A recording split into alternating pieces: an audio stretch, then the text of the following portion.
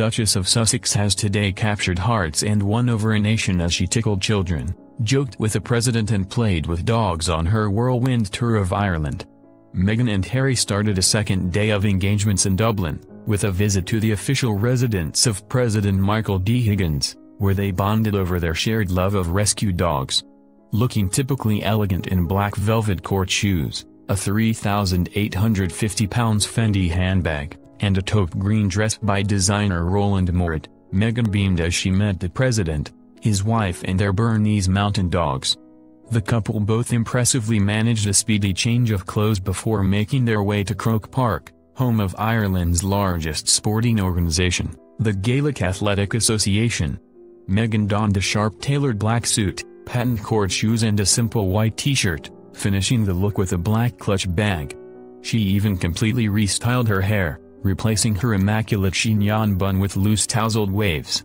Bounding with energy and enthusiasm, the pair played with youngsters at the grounds, with Harry even letting one cheeky chap stroke his beard, as another pulled Meghan's hair.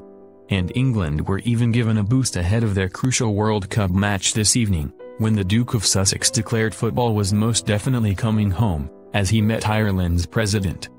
As the country geared up for England's biggest night of football in decades, Harry helped rally manager Gareth Southgate's team, when asked about their chances in tonight's World Cup semi-final.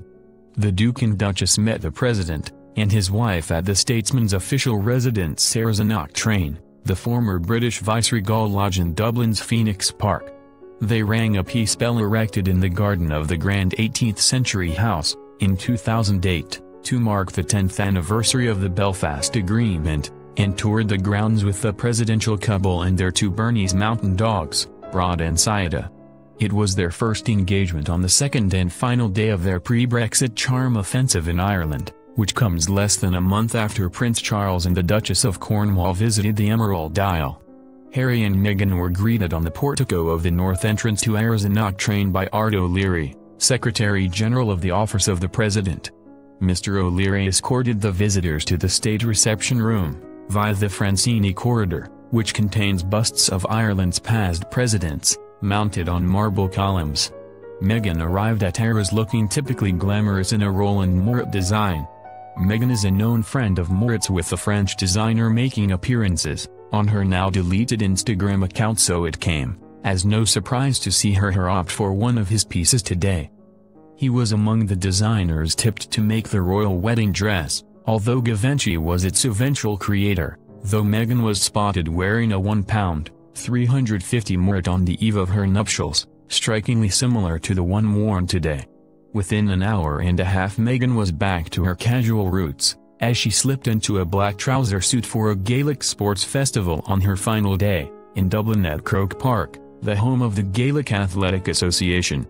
Meghan was pictured in a trouser suit for the first time since her wedding, having last worn one to an awards event back in February, and it is believed to be the work of her wedding dress designer Givenchy, at an estimated £2,500. Peeking out from beneath her cropped blazer was a £310 black leather belt with a gold clasp, also Givenchy, cinching her high-waisted trousers. She swapped her black suede court shoes for a pair of patent ones by Sarah Flint, £268, and could be seen carrying a £1,690 clutch bag by her wedding dress designer Givenchy. Her husband, meanwhile, opted for a slightly more dressed-down look at the stadium, wearing a light grey blazer, simple white shirt and blue desert boots. Mr. Higgins was inaugurated president on the 11th of November 2011 for a 7-year term. With more than 1 million votes, he had the highest ever number of votes of any politician in the history of Irish election. He met his wife, a former actress, at a party in Dublin, and in 1974, they were married in Dublin's Haddington Road Church. Mrs. Higgins has worked as a partner with her husband in every campaign and in public life for over 30 years. She is also still involved with the theatre and community arts, working with the world-renowned Druid Theatre, and Tabhirk and other groups. During the final day of their visit, Harry and Meghan will meet the people of Dublin and visit organisations which are central to Irish life.